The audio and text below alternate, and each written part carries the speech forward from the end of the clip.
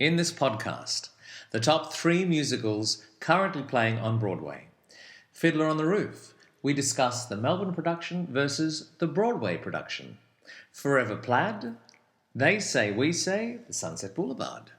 I Loved Lucy at the German Street Theatre, Gatsby at the Union, 3 Things to Watch Out For, and Stephen's Secret Song.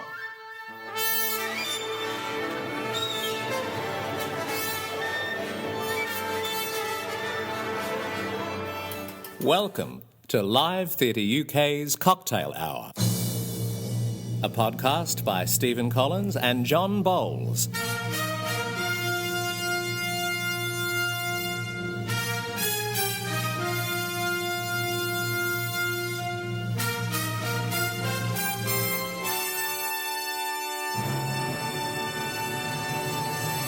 Two lifelong friends. Loads of experience, we love theatre and have lots to say. So, pour yourself a drink and let's get started.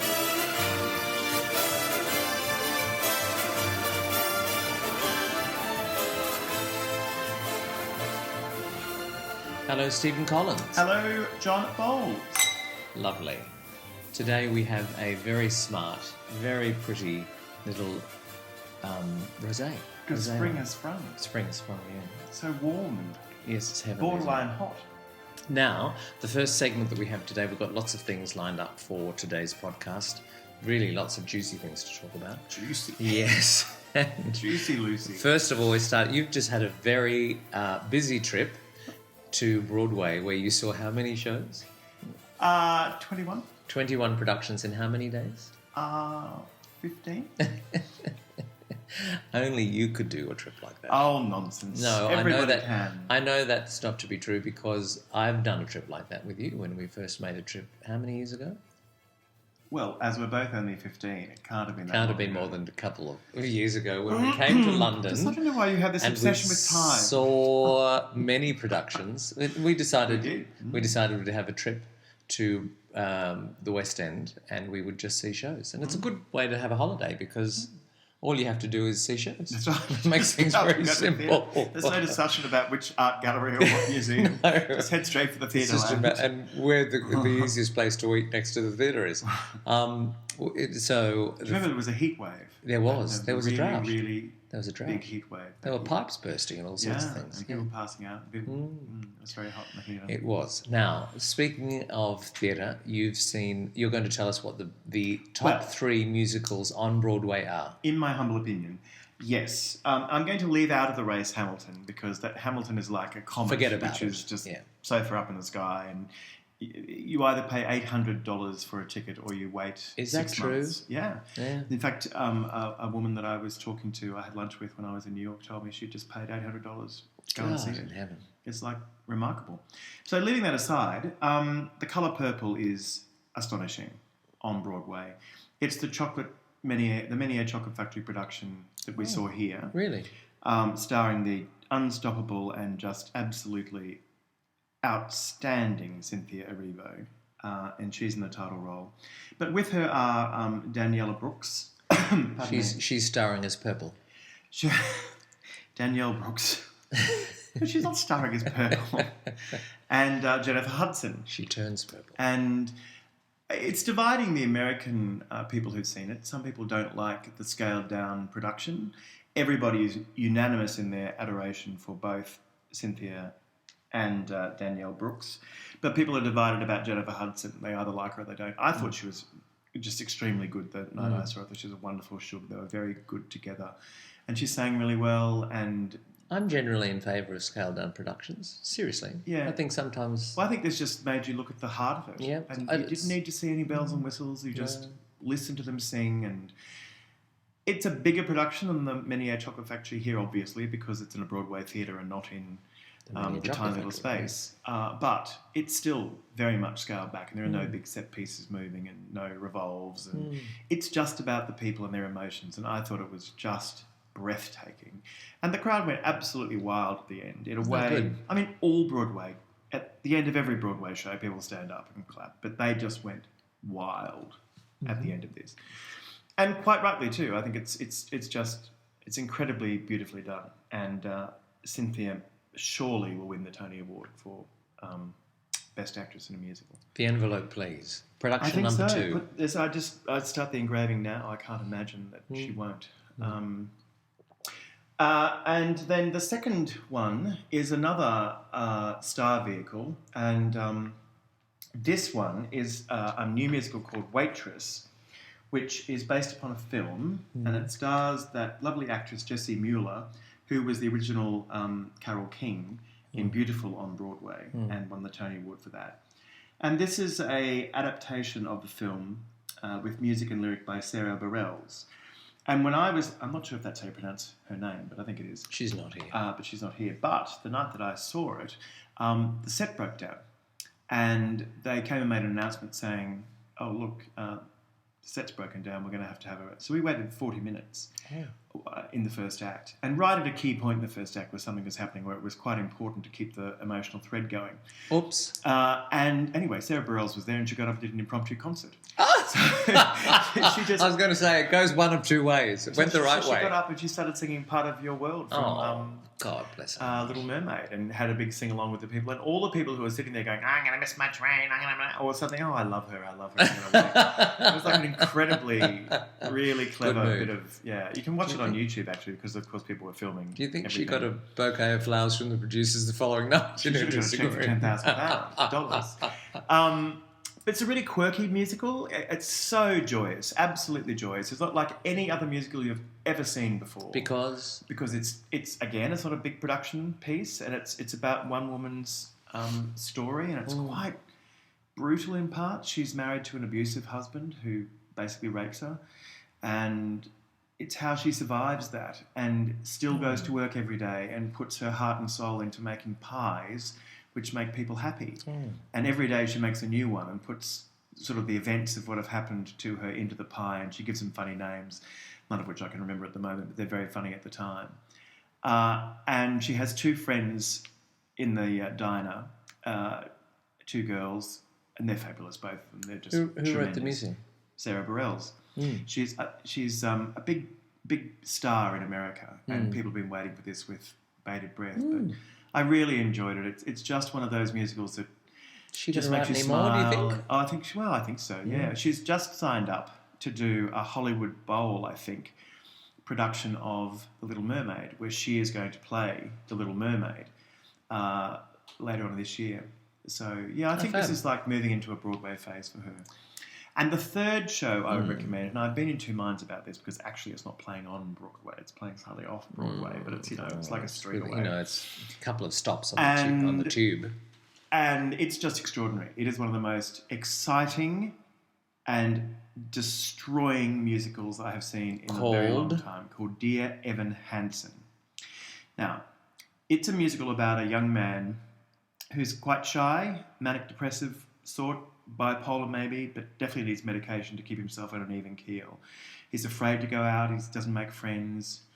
I get the impression there's no tap dancing numbers in this show. No tap dancing in this one, no, but that doesn't mean that it doesn't go into good places. Yes. So, and honestly, at the end of Act 1, I felt like I felt the first time I saw Les Miserables. Utterly destroyed, but filled with exhilaration, but also knowing that something really, really bad was coming. Right.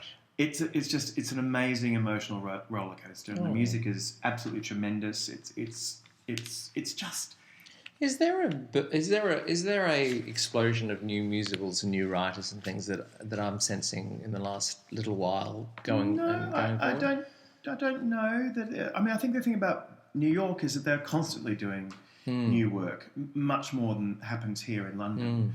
And some of them work and some of them don't. And the place where Dear Evan Hansen is playing is Second Stage Theatre, and I suppose it's a bit like Southwark Playhouse in a way, but it's on Broadway almost, and it does quite fascinating things, some of which go on to Have Another Life. I'll be very surprised if this doesn't transfer to Broadway, and I'll be even more surprised if it doesn't win a lot of awards next year.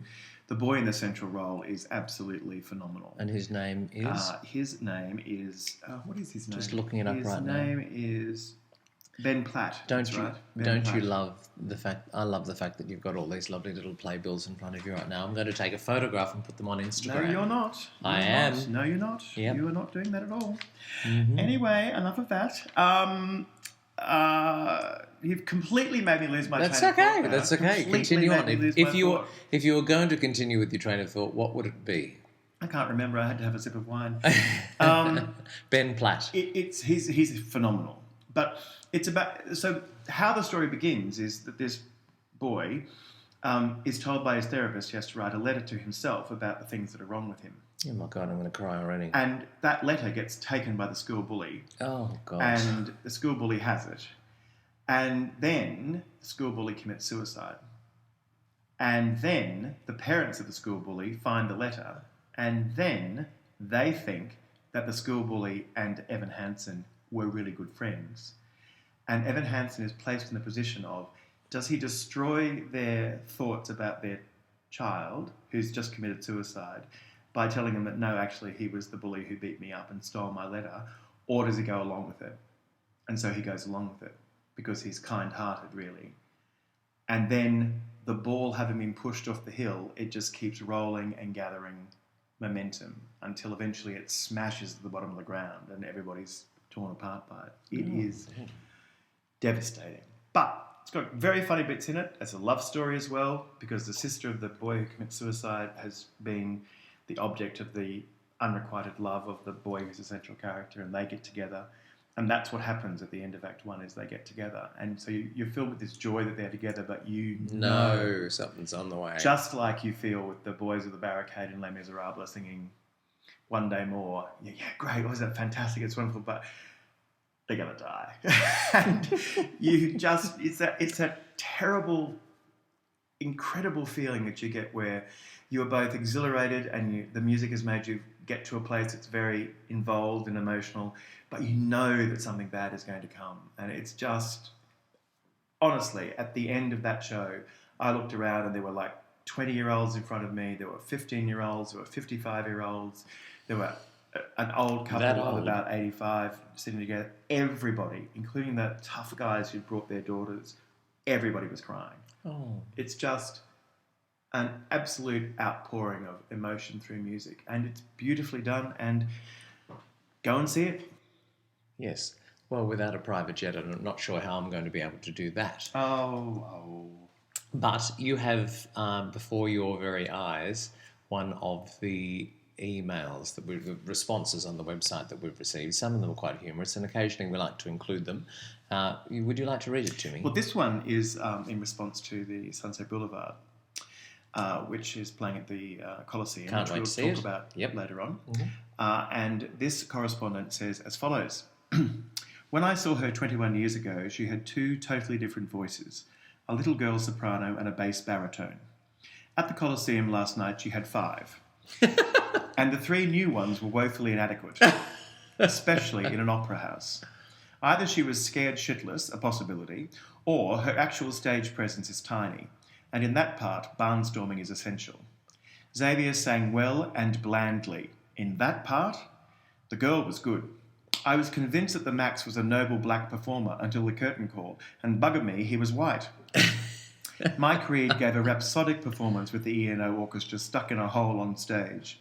The only new idea, a silent young madame, should be cut. For lovers of scaffolding and stairs, this should not be missed. We have a very articulate correspondents who aren't afraid to say what they think, and good on them. Or put finger to keyboard. No, and we encourage that and look forward to more of it. At 3 I started Hebrew school, at 10 I learned a trade. I hear they picked a bride for me, I hope she's pretty. The sons, tradition. The sons, tradition. And who does Mama teach to mend and tend and fix, preparing me to marry whoever Papa picks? The daughters. I have 5 daughters. Tradition.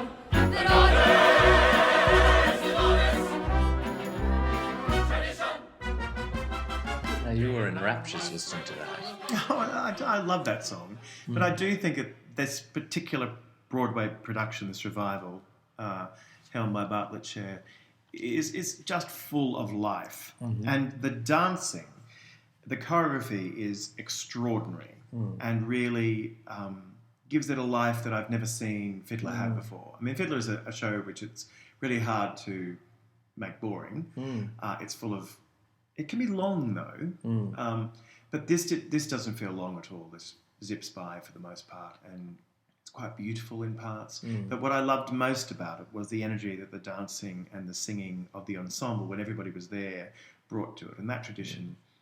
Like, people leapt to their feet at the end of that tradition. Oh, And it's like the first number. It's like it's hardly even started. you're off to a good start, aren't you? Well, yeah. And it was a great start. It was a really good start. Well, I have to say, the production I saw in Melbourne a couple of weeks ago that opened, it's been in Sydney, I think, and opened. I was opening night in Melbourne, and I have to say that some of the... No, I was in opening night in Sydney, I beg your pardon. I don't know where you were. You're in Australia. You disappeared. It doesn't matter.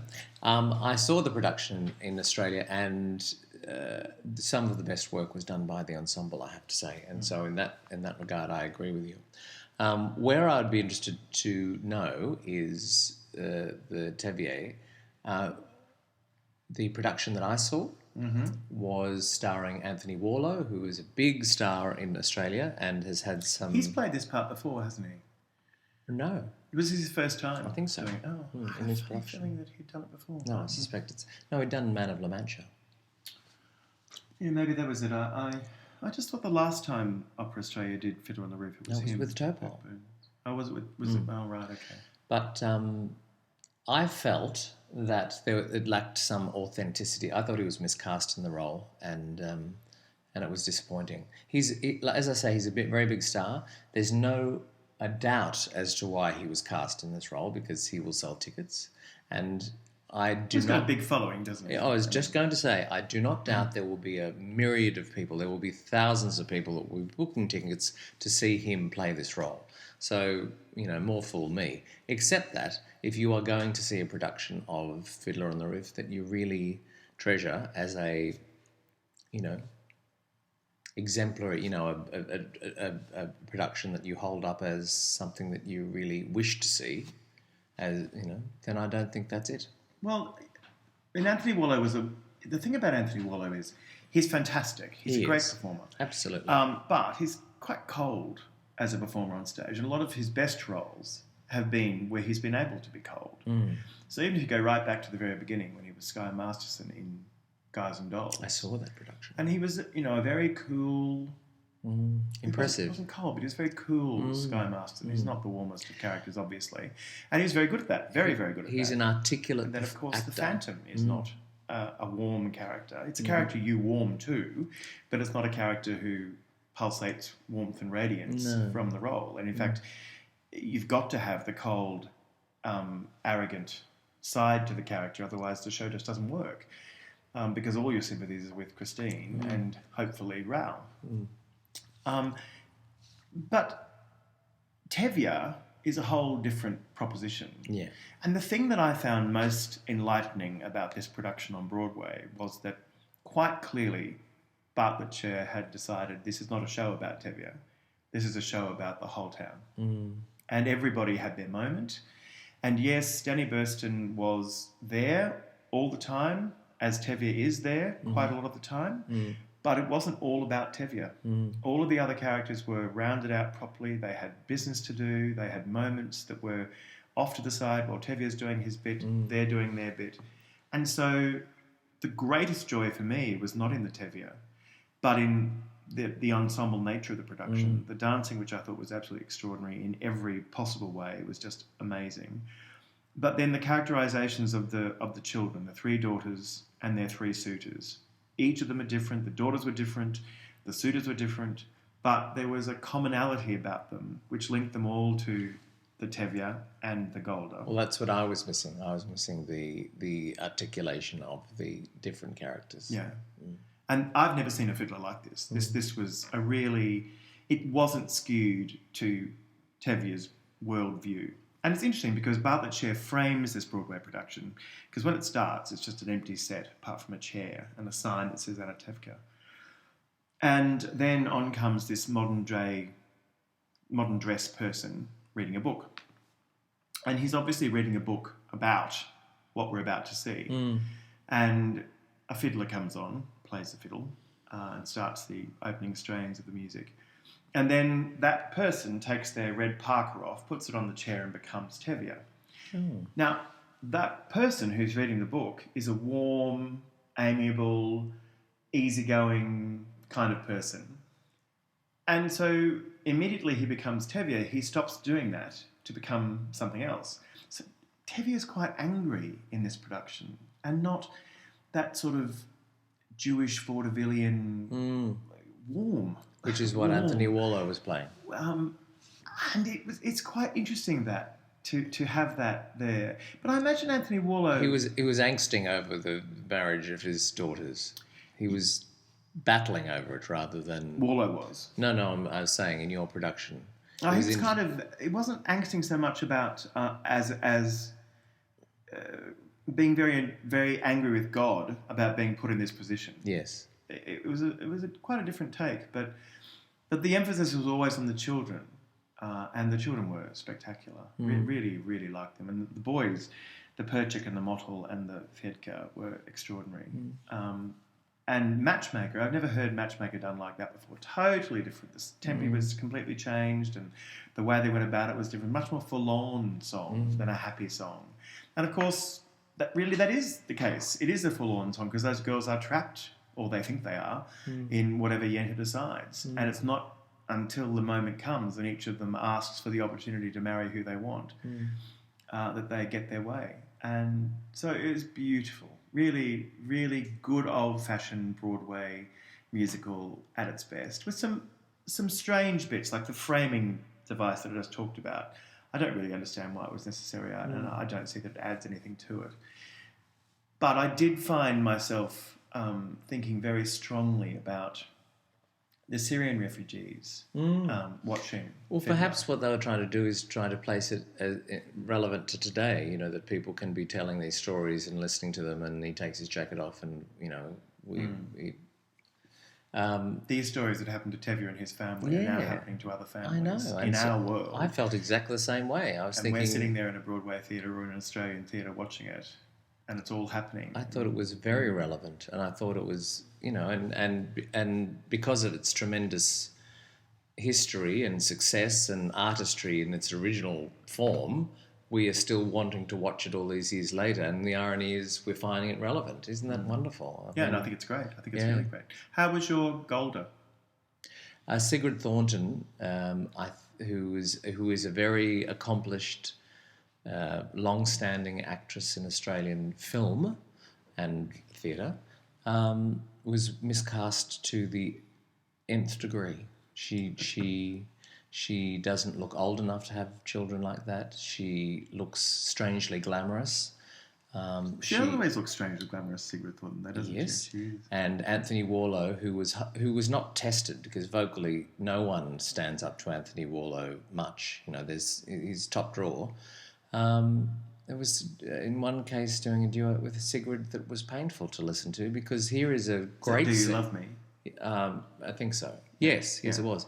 Here's this man who is holding back somehow because he's not being tested at all with his beautiful tone, just sort of throwing it away, and Sigrid Thornton trying to match him, and it was just painful. Yeah, it's one of the things that I was thinking watching Fiddler on the Roof, and we'll come to it when we talk about Sunset Boulevard, but that as time has gone by and these songs have come out of the repertoire and been used as cabaret songs or as songs on albums that people sing, people get used to them being done a certain way, full studio sound with a full belt behind it.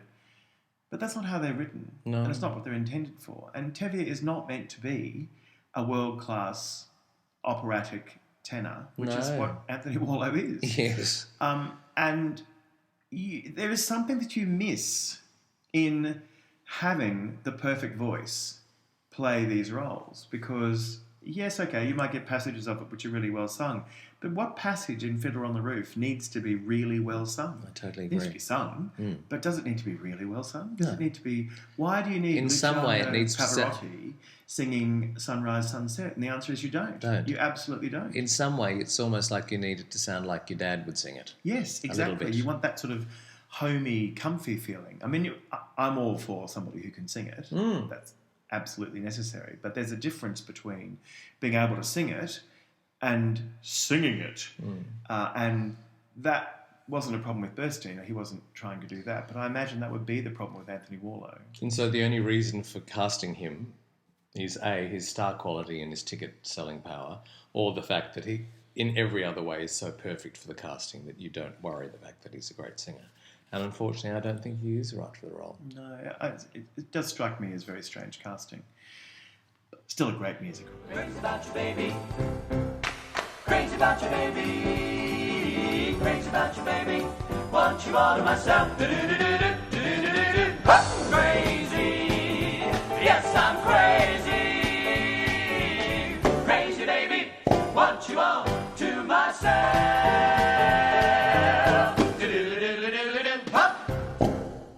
We were both fortunate enough to have gone along to the St. James. I love the St. James Theatre. I know you do. It's like your little favourite place. It is. Tucked away behind there in Victoria. And we were in the studio to see Forever Plaid, which is a musical that was described to me years ago as something that I would really love and I should go and see, and I never have. And I was very pleased to be going to see it. I'd never seen it either until we saw it. So we were both seeing it for the first time. Yeah. I had a nice night. I did too. Yeah. I thought it was good fun. I thought it was Yeah. really good fun. It's silly, absolute rubbish in terms of a script. It's just completely nonsense. But it's quite happy to be nonsense. And in fact, I guess my main criticism about it was that they took it a bit too seriously and trying to pass it off as a bit more arty and worthwhile than it actually is. I mean... Well, actually, the whole tone of that comes from that extraordinary performance by the Herbert von Karajan of our times. Who enters before the show starts to make a bow, to take a bow. To make you feel like you're going to some sort of recital by Jesse Norman or something. That there's going to be something really I was quite off-put classical. by that. I was too. It really threw me. Anthony Gabriel, who's the musical director of the piece. Who played very well, I might add. Well, yes, he did. But He didn't played play- too loudly, actually, most of the time. I think that's right. I think he was very loud. And I don't think he was very sympathetic to No. the boys, to their style. I mean is he played very articulately. He's obviously a very Yes. accomplished accompanist. Well, he's a very skilled musician. But there were times when I wanted to say, hey, you in the corner, tone it down. We've actually got some people who are singing here. Yeah. And that annoyed the hell out of me. Yeah. The two things, I think there wasn't enough celebration of the simple, frilly fun of it, because it is just frilly fun. Yeah. And if they really let go, I think it would be sensational. Two of the boys got it. Yeah, I think they all got it. And you're a harder critic than me on that, because I think they all got it, but not all of them got it to the same degree, and not all of them got it at the same time. Yes. But I do think that if they had Luke Stifler as Frankie. Striffler,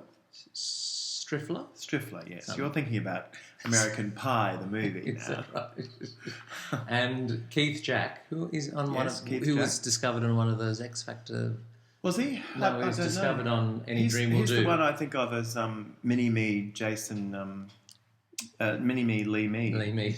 It's a little bit like that. I thought Keith Jack and Keith Luke Jack had a very Striffler, winning personality. Both of them did. Yeah. I thought Luke Striffler was by far and away the best performer of I the four agree. of them. I agree. I thought that Keith Jack has a lot of style about him. Yes. But I don't think that the director, Grant Murphy, had actually got him out of his confines. Mm. There's more to him to be released in that role, and probably in the playing that will happen. That will happen. All four of them are very good. They are very good. And there were moments when they were singing together, and I don't mean moments, but the whole sections when they were singing together, which were just absolutely terrific. Yeah. Really, the singing was really great. made you just go back and think, oh, that's what that music was like and how fabulous it was. And that's the purpose of the show. It is the purpose of the show. It's not the purpose of the show is not tell a story about this. This is not Jersey Boys for some other group. This is a completely made up, nonsensical plot. I actually like the premise very much. Well, it's because it's so stupid. Of course you do. And the venue Well, now serves... you tell the listeners what the premise is. The premise is these boys were on the way to a gig and they had a car accident and died. And then we see them in heaven as angels being... How were they killed? In a car accident. By a busload of screaming Catholic girls on their way to a Beatles concert. Did you get that? Well, that's what the script says. That's what they told us. I must have Were you been not paying looking at... attention? No, I must have been looking at other things. You were probably too horrified by Herbert von Karajan at that point. It's ridiculous. So they're dead. Yeah. They're sent to heaven. And they get the opportunity to come down and do And then somehow, some magical, mystical purpose, they get beamed down, Scotty. to do the gig that they always dreamed of doing. Yeah. Yes. And so there's that charming it's utterly thing. ridiculous. Yes. It has no connection with reality at all. It's just an excuse, and a pretty fun one, to have a whole lot of good songs. And to have that close harmony that you get in really good boy bands. But the really nice thing was that they also, approach Johnny Ray, Perry Como, a whole bunch of different artists and different songs. So it's a jukebox musical of the first order. And it's a jokey jukebox musical. Yes, but but it's done through the eyes of four little angels, of four little lads who have these aspirations. Four little virgins who died before their time and have come back all pure with their plaid tuxedo plaid outfits to perform. Because they were called the Plaids or whatever it was. But the nice thing was that venue suits it perfectly because you can grab a glass of wine at the bar that's right there. A lot of it's, the little cocktail bar seating sort of thing. You did get the impression, and I was thinking partway through it, that it was unlike Motown, where I think Motown probably would benefit from a more intimate space. This was the right intimate space for this show. Yeah. And I do think that John Lee, very polished as he is, maybe just a tad too polished. Yes. And not letting go of his inner virgin for this performance. I agree. There's a naivety about his character which he needs to work on. He's just too sheeny. Yeah. Really. And the night we went, the top of his voice was not quite as free as I've heard him sing before.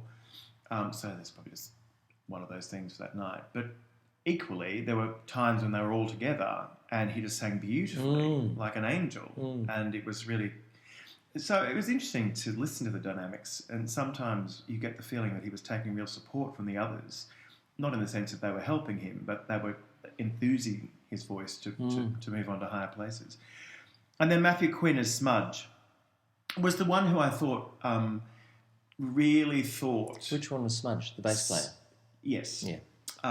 Really thought that he was the bee's knees. And I don't think any of those boys really think they're the bee's knees. I think that's part of the joy of them is that they're a bit nerdy. They haven't got... I'm sure they say, don't they? They didn't get to first base with a girl. No.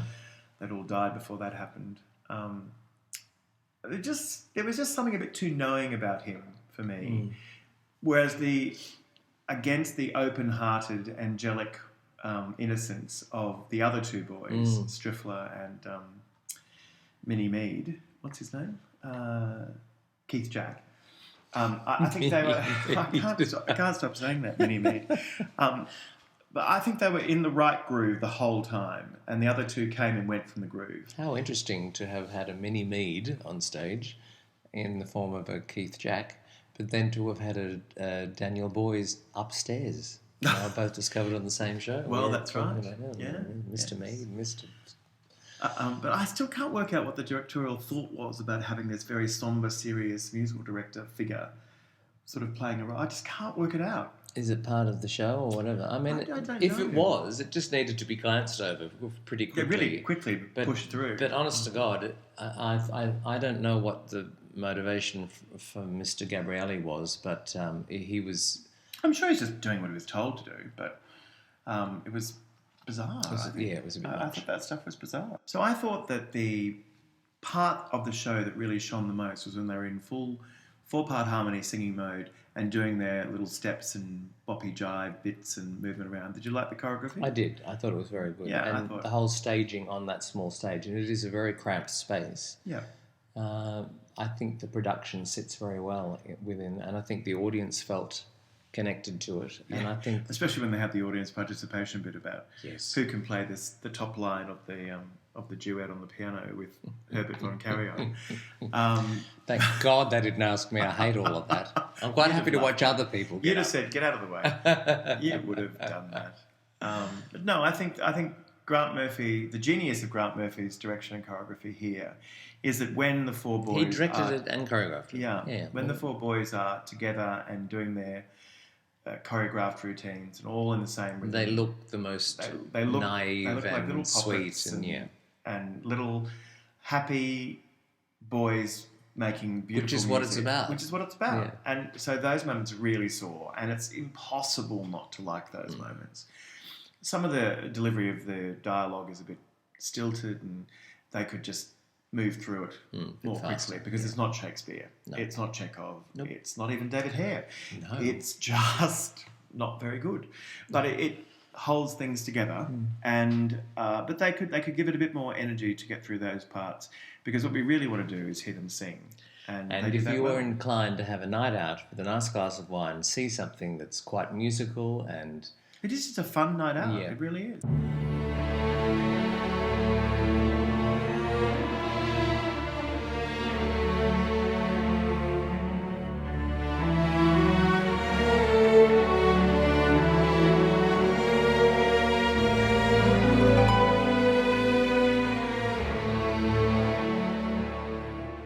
This segment is called They Say, We Say, which means that we're going to talk about the sorts of opinions that we have about a production and raise some of the things that have been said in the reviews that have been posted about Sunset Boulevard this time. Boulevard. I'm a bit jealous because I am yet to see it. You'll see it soon. I know. And you have seen it. I have. Please, just tell me, the one contentious issue is whether Glenn Close's vocal ability is up to scratch. What do you think? What do I think? Well, I think that people who think that's a contentious issue really should find other things to think about with their time. Okay. What do you want from... I mean, I guess it's, it's that thing we talked about earlier, about people have this expectation now about those 2 songs, With One Look and As If We Never Said Goodbye, because people have recorded them over time and they've become big standards in their own right. And they're a chance for people with big, brassy, fabulous belts to show off and do great things with them. That's not their purpose in the program. No. That's not what the show's about. She's broken down. She's fragile. She's fragile. She's not somebody who is... Lost. She's a bit like Sally Bowles in some ways, but at the other end of her career. She's been able to do it, and now the world's overtaken her and she can't do it, and she wants to go back and claim it again, but she's not got the skills. Yeah. So what's important in a Norma Desmond for me is someone who can convince you about those things. Okay, if she can't sing at all, it's going to be a problem. But Glenn Close can certainly sing. She sang it 20 years ago and won a Tony Award, so nobody was too worried about it then. So I think this is a whole lot of ageism in a lot of ways. People just going... And also too... she's too old, she can't play the part now. And honestly, on press night, I was surrounded by people who, after she finished singing With One Look, just went, oh my God, this is so embarrassing. Folk audibly, while the rest of the audience is going berserk and clapping, and she's standing there basking in this applause, totally in character in her own mind, taking what the audience is giving to her and turning it into part of her performance. Quite spectacularly, I thought. And I was listening to them thinking, what do you want? What you actually want is to have a headphone set on where your favourite diva of choice can be piped into your ears and you can listen to the song while you watch this fabulous, great star perform. Because you're not here to see Sunset Boulevard, actually. You're here to hear what you want to hear. And that's a completely different thing. Because Sunset Boulevard is a show and it has elements and they all come together to make something that works. This is a very different production from the original production. But she holds it together in a spectacular way with formidable support, world-class support from Michael Xavier. Oh, really I'm pleased to hear that. Excellent. In fact, I thought Michael was the best I'd ever seen him in Showboat, but he is by far and away the best Joe Gillies I've ever seen, including Hugh Jackman. And he does something with the role which no one else has done. In the first act, he's kind of lost and a bit casual, and that's what Joe is at that point.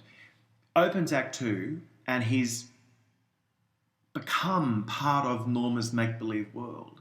And so he has all this extra enthusiasm and assuredness. And it's a really marked contrast. I'm so excited now. And I really am really excited about seeing it. It's a very exciting... Full marks to both of them. It's a very exciting theatrical event in London. They say, we say. West End Wilma said, Michael Xavier is the driving force of the show, hardly being off stage for a moment.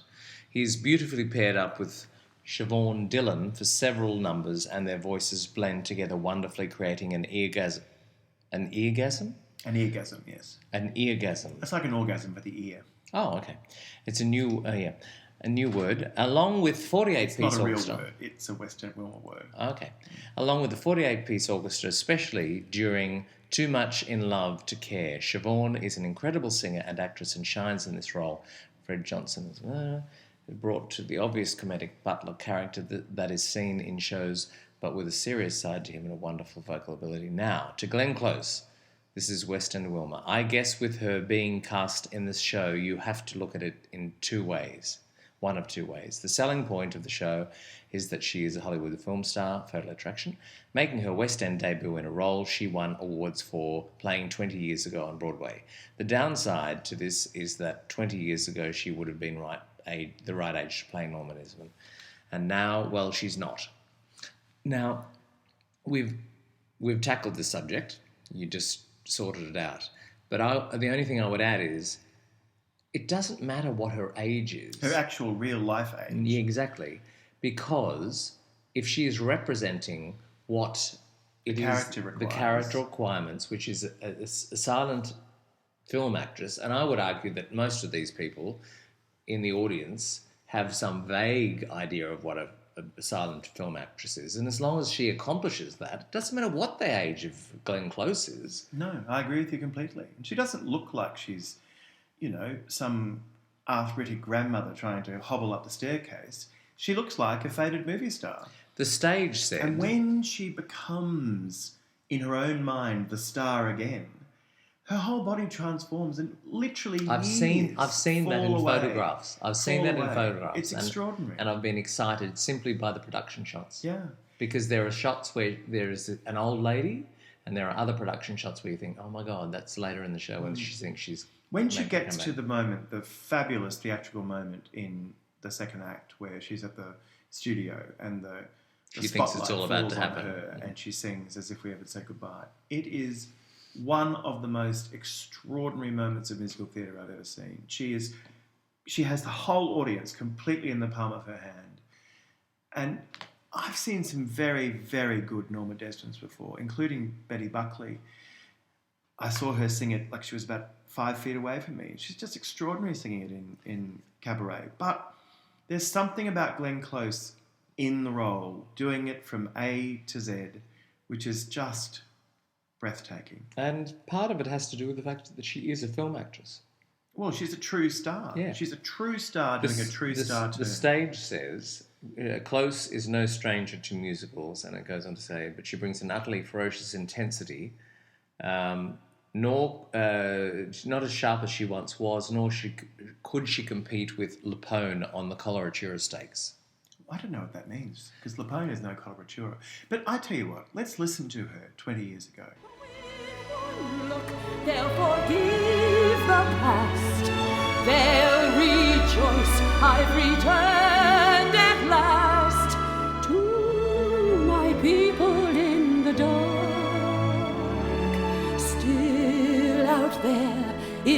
the dark.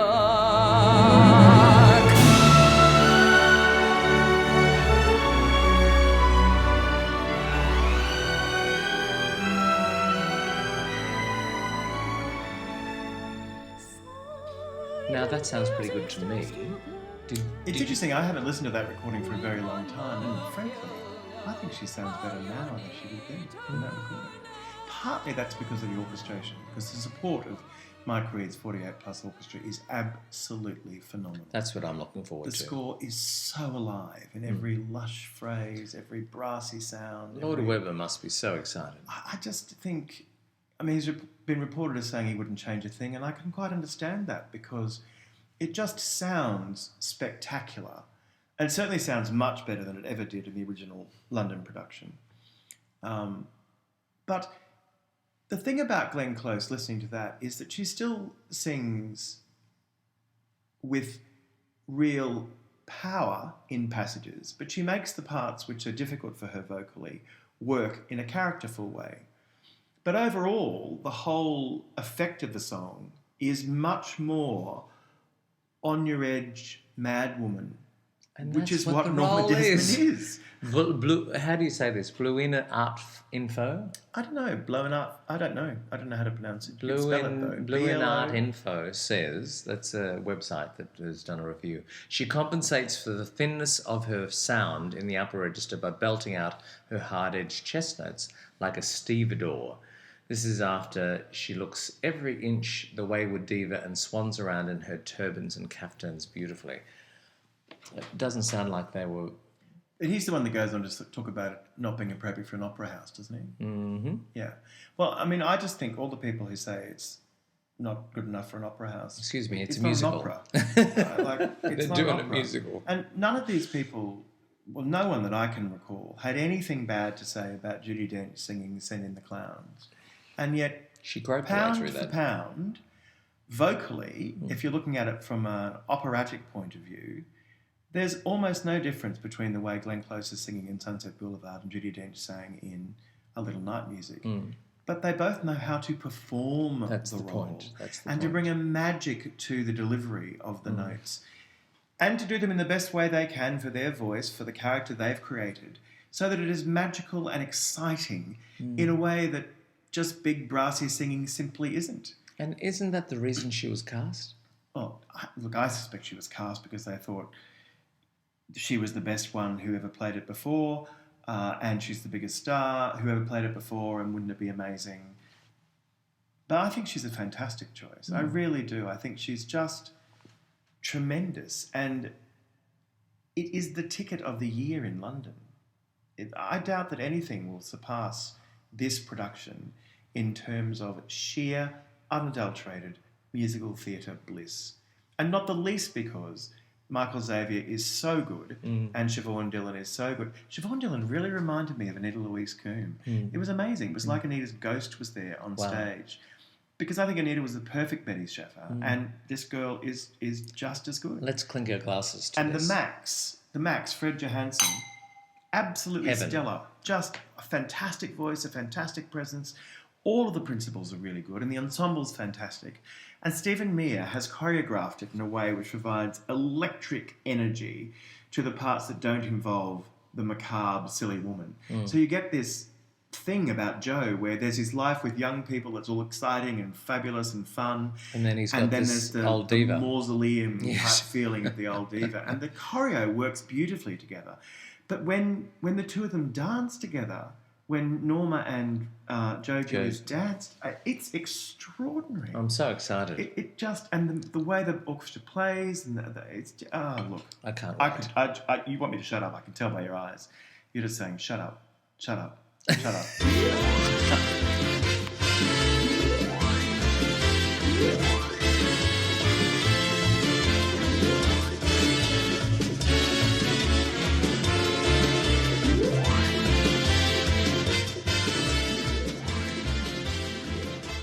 That is the theme from I Love Lucy, the television show, As opposed to I Loved Lucy, the theatrical production, at the German Street Theatre. which we've both seen, but in different incarnations. Yeah, written by Lee Tannen. It's an interesting piece insofar as It's written by Lee Tannen, who had a personal relationship with Lucille Ball. There's not a lot of drama going on in this. It's a love letter to a star, one of the most beloved stars. From a super fan. The most interesting part of this piece is that we're not quite sure what Lee Tannen's motives are beyond the fact that he just wanted to be around Lucille Ball. Now, Lucille Ball was a distant relative. They met at a wedding. He was besotted with her, and in her lost years, as described by him, when she retreated into, retirement, he formed a relationship with her, basically to keep her company, wasn't it? Yeah, I think so. But also I think she gave him, well, my reading of it anyway was that she gave him a zest for show business that couldn't be matched by the other things he was doing.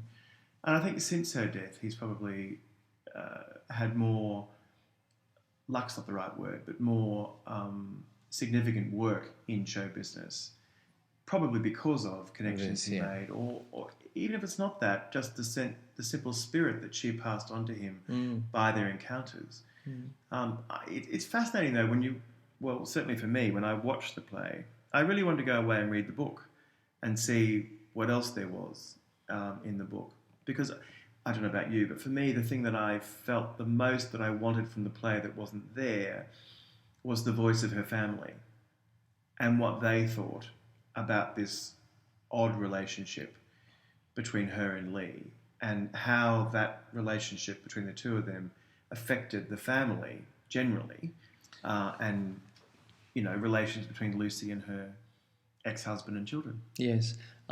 And I think what you're alluding to, you're speaking to the fact that as an audience member, you do wonder all of those things. What it is purely through his eyes, it's in his words, and it's the stuff that's left out that is the most interesting. I mean, there's a real attempt at points to be at least grey, if not black, about the Lee Tannen character, where he admits to doing some bad things and behaving badly. But that's still his perspective on it.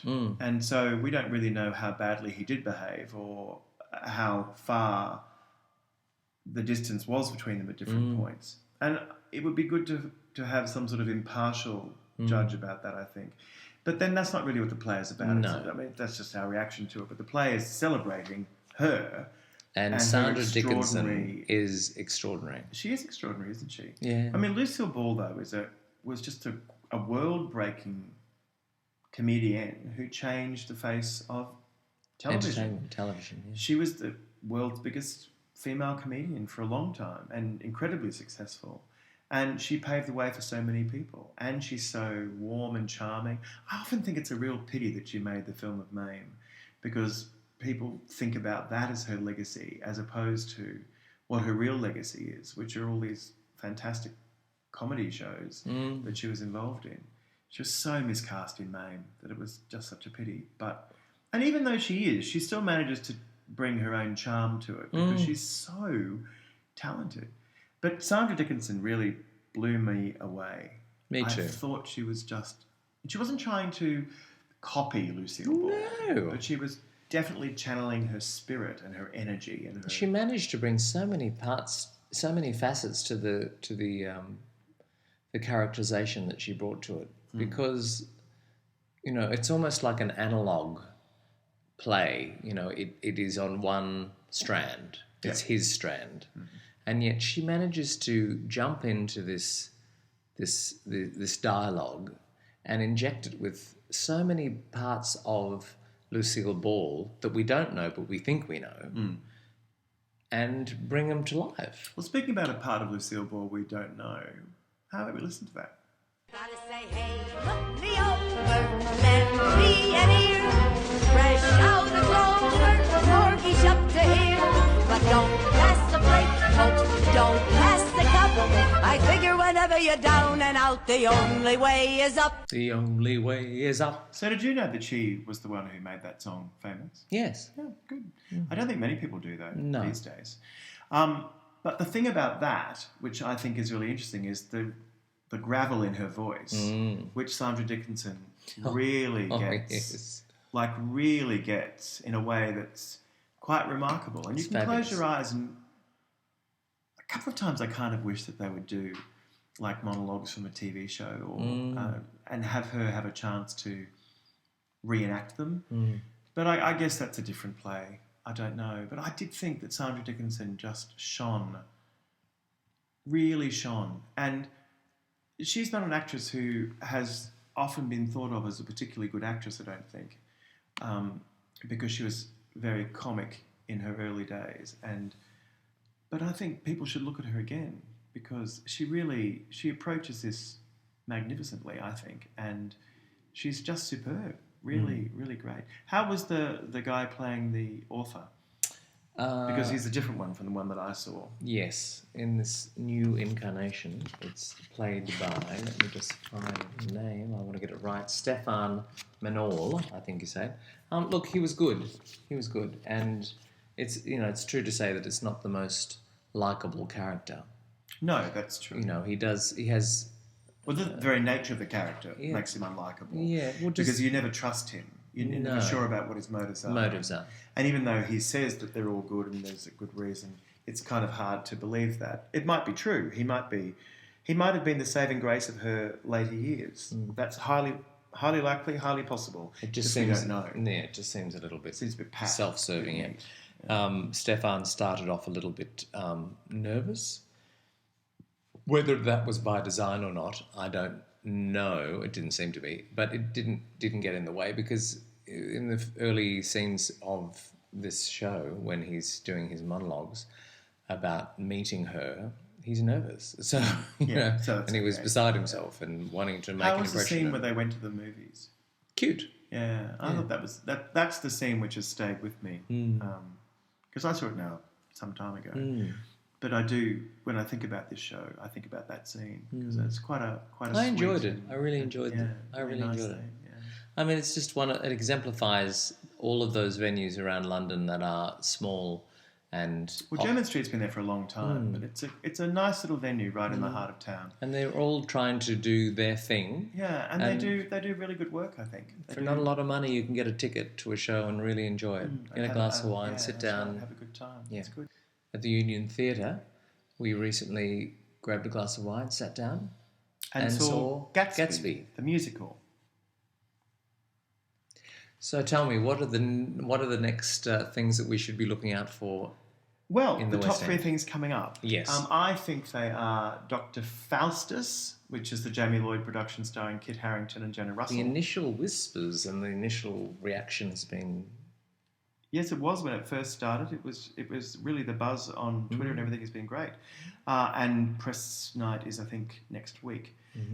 So everything I've heard about it has been nothing but, wow, this is going to be great. So let's hope. It's interesting. Yeah, it's funny that the RSC are doing a production of Dr. Faustus at the same time, so you can sort of compare and They contrast. don't have Kit. They don't have Jenna either.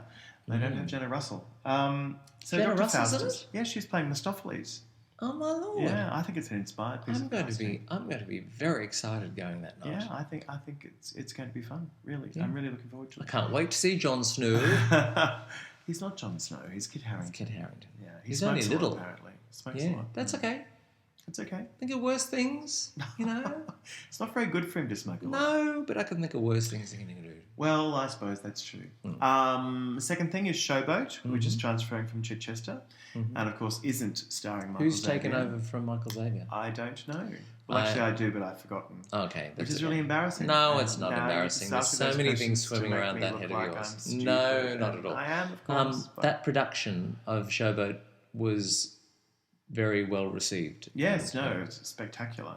And so every anticipation that it will be really good. Although Michael Xavier's boots are going to be quite hard to fill. And Malcolm Sinclair is stepping into the role of the captain, and I think he'll be very good in that. So I'm very much looking forward to that. It's lovely to see a Showboat restaged, because it's a hard thing to stage. It's a big show, and a lot of producers wouldn't take it on. No. So it's very good, and it's going into the new London theatre. So it'll be interesting to see how they use the space and make that work. Very much so. And then the third thing I'm looking forward to is actually produced by the same people who are doing Forever Plaid, which is The Toxic Avenger, which I think might be the musical which has the best name of anything ever. Let me think about that. The Toxic Avenger, the musical. I mean, you just kind of go, what can this be like? Yes. So, green and superpowers put together with music makes Toxic Avenger. Yes. That's coming to the Southwark Playhouse, and they're the three things that I'm looking forward to. Now you have a secret song for me. I always Which I have haven't a secret heard. song for you. You going to tell me what it is? I'm certainly not. Oh. Oh, all right. Okay. It's from a musical called A New Brain, which is a musical William Finn wrote. Mm-hmm. And this is from the most recent recording of that musical. And this is Jonathan Groff singing I'd Rather Be Sailing.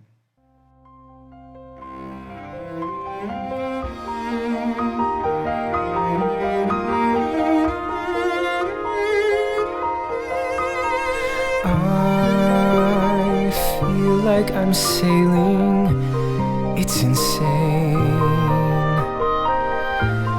but I choose to live. Before was a failing of my brain, which you must forgive. The water hits my neck, the wind is in my face. All gone is incredible strife, and I feel like I'm sailing. I'm slowly exhaling, holding on for